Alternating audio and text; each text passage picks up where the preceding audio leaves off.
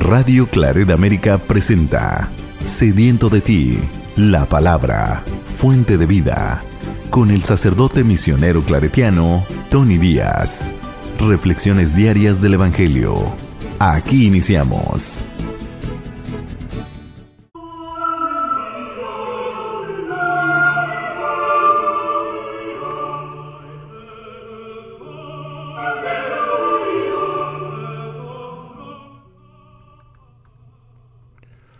Bienvenidos hermanos a nuestras reflexiones del Evangelio del día. Hoy es jueves de la segunda semana de Pascua. Jueves de la segunda semana de Pascua. El Evangelio de hoy viene de Juan capítulo 3 versículos 31 al 36. El que viene de lo alto está por encima de todos. Pero el que viene de la tierra pertenece a la tierra y habla de las cosas de la tierra. El que viene del cielo está por encima de todos. Da testimonio de lo que ha visto y oído, pero nadie acepta su testimonio. El que acepta su testimonio certifica que Dios es veraz. Aquel a quien Dios envió habla las palabras de Dios, porque Dios le ha concedido sin medida su espíritu. El Padre ama a su Hijo y todo lo ha puesto en sus manos. El que cree en el Hijo tiene vida eterna.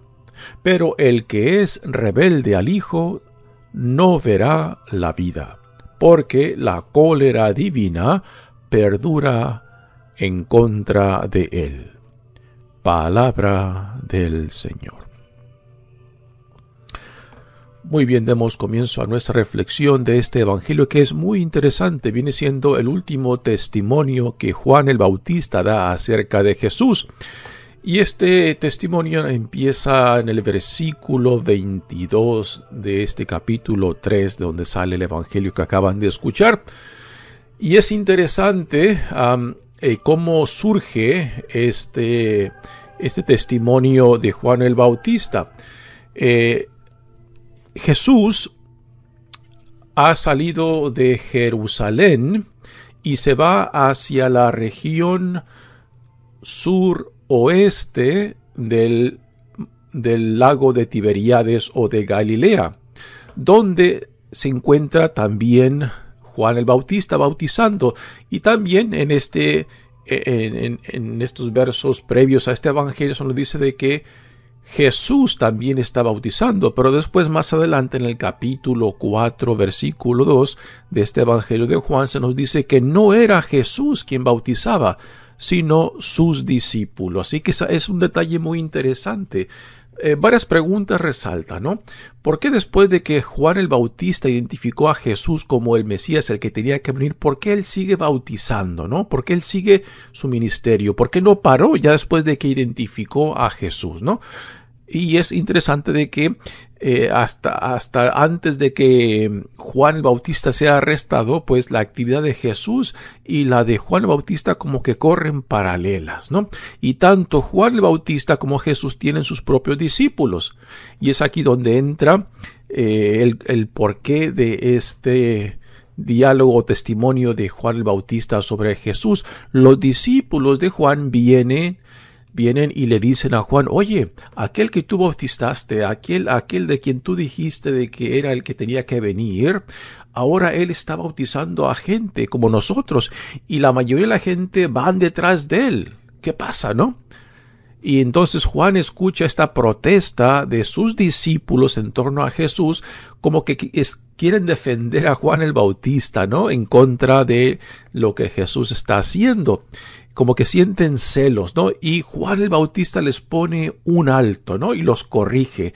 Y es una corrección interesante porque los está, de cierta manera, diciendo: párale, porque no han entendido ni mi ministerio ni tampoco el de Jesús, ¿no?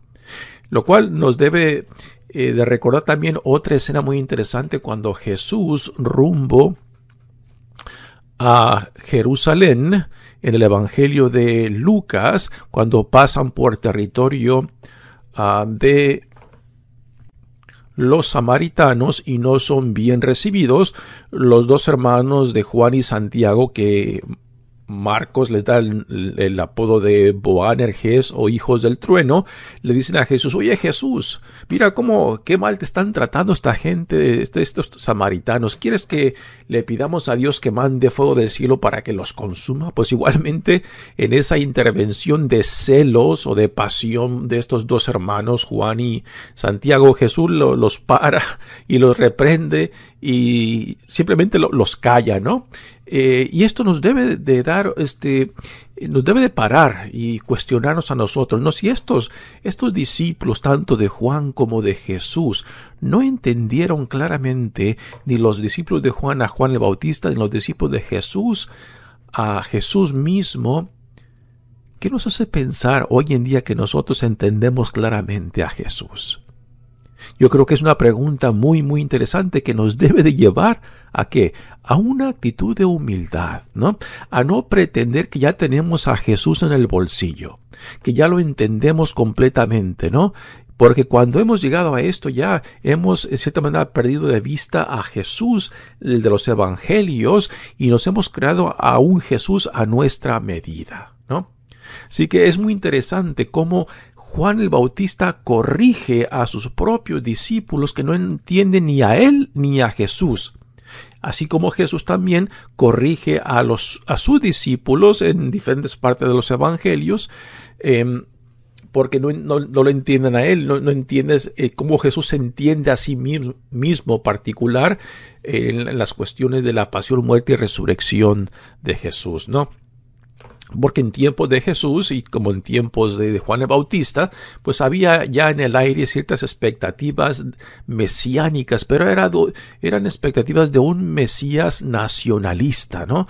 Que vendría para liberar al pueblo de Israel del poderío del imperio romano, ¿no? Y Jesús no viene para ignorar una época mesiánica, nacionalista, ni monárquica, ni religiosa a lo que ellos esperaban. Jesús viene para transformar al ser humano desde dentro, desde el corazón, ¿no? Y esto no es algo que en las expectativas que ya abundaban en tiempos de Jesús no parecen haber entendido esto, ¿no?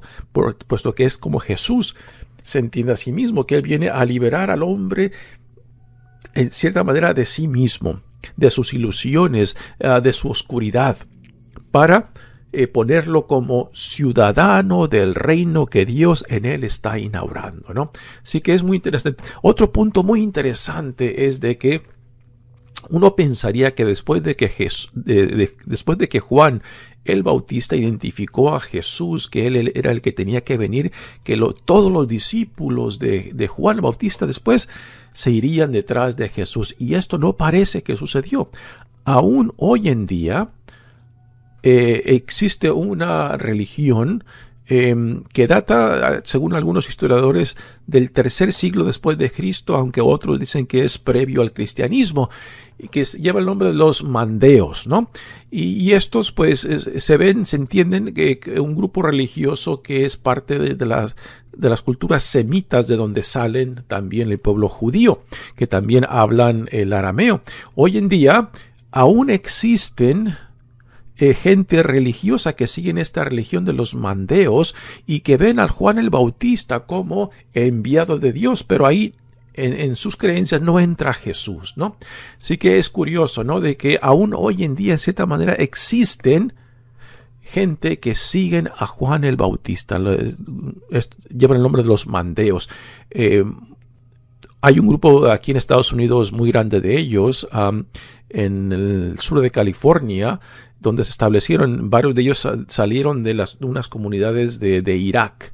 Es ahí donde se encuentra la mayoría de los mandeos, que trazan su historia, sus principios, a creencias de aquellas regiones, como también a Juan el Bautista como enviado por Dios.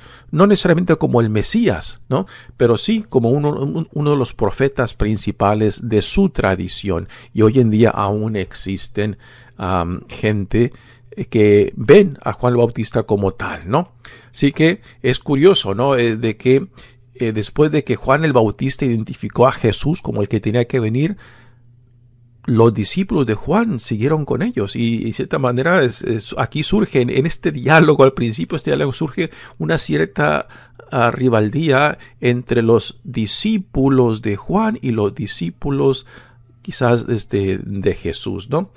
Y nuevamente la pregunta para nosotros, si estos discípulos de Juan como de Jesús no entendieron ni a Juan ni a Jesús, esto nos debe de recordar a nosotros ¿qué nos hace pensar que nosotros los vamos a entender claramente, ¿no? Repito, esto nos debe llevar a una actitud de humildad ante nuestro conocimiento de Jesús, ¿no? De que nunca hemos de pensar que ya lo tenemos en el bolsillo, que ya lo hemos entendido en su totalidad, ¿no? Porque siempre ahí entra la gran tentación de querer reducir tanto a Dios como a Jesús a nuestras expectativas, a nuestro nivel. Y esto no puede ser, ¿no? Así que después de ese corregimiento, de ese espérame tantito que Juan le dice a sus discípulos, parando esa intervención celosa por parte de ellos, queriendo defender a Juan el Bautista, dice Juan, entonces después manifiesta este testimonio acerca de Jesús.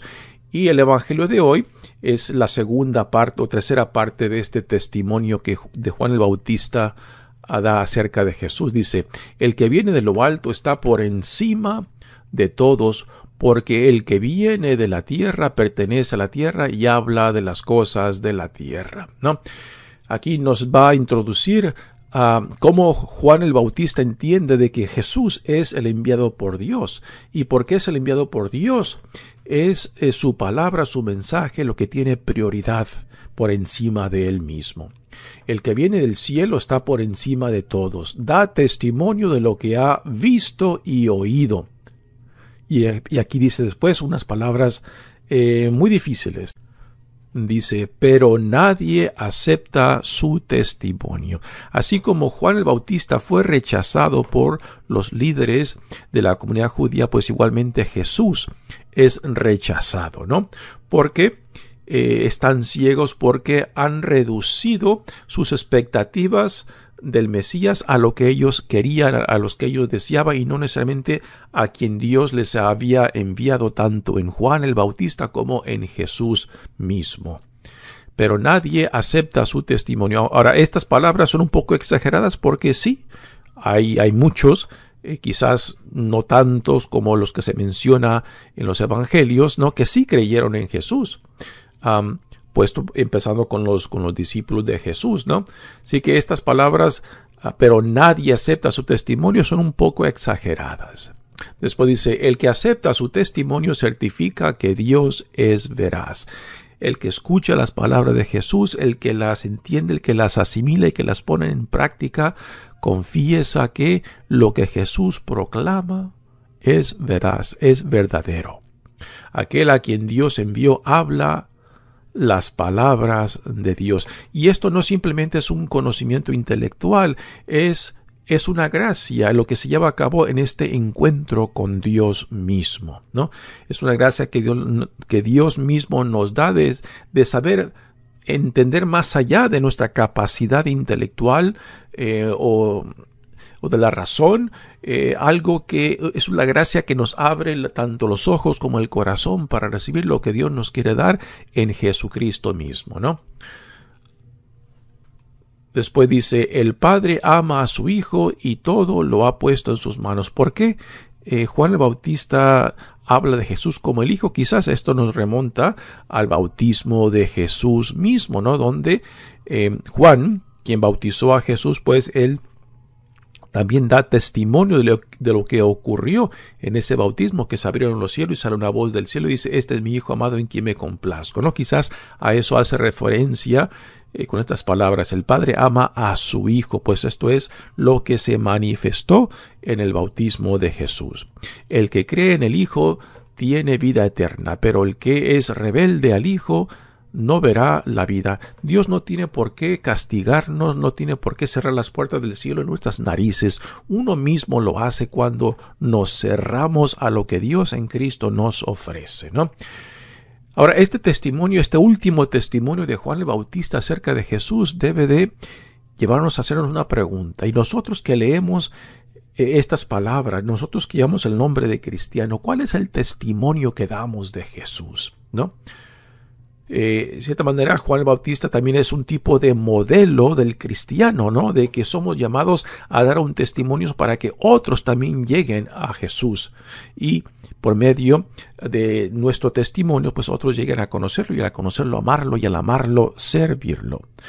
Lo cual es nuestra vocación por excelencia. Mi nombre es Padre Tony Díaz, misionero claretiano. Que Dios los bendiga. Radio Claret América presentó Sediento de ti, la palabra. Fuente de vida. Sus comentarios son importantes. Contáctenos en radioclaretamerica@gmail.com.